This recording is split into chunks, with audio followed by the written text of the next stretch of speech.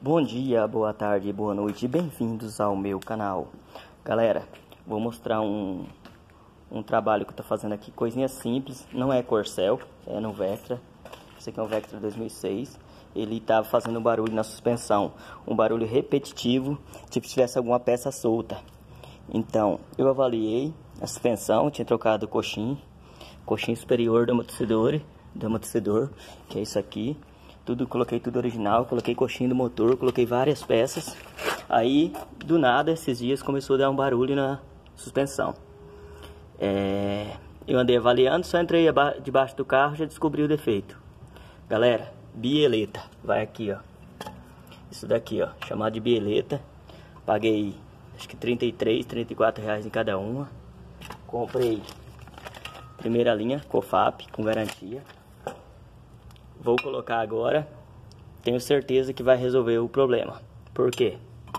Se vocês observarem aqui, ó, isso daqui, ó, tá tudo solto, ó. Olha aqui, galera. Eu tô com o celular filmando numa mão, mexendo na outra, com a outra, ó. Olha aqui a nova, ó. Você não consegue, ó. Não consegue mexer. Como que eu fiz o teste? Ela tava aqui no lugar, é claro. Normal. Eu peguei, eu até ia viajar com o carro. Fiquei com medo de ser alguma coisa grave. Eu fiz isso, ó. Peguei firme aqui, nem tirei a roda, entrei por debaixo. Peguei firme aqui e fiz isso, ó.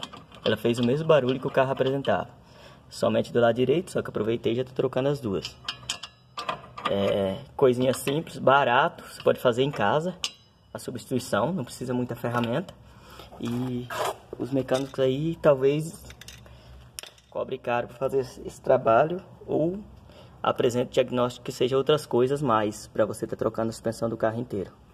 É isso hoje, galera. Curta, compartilhe, se inscreva no canal. E é isso aí. Obrigado a todos.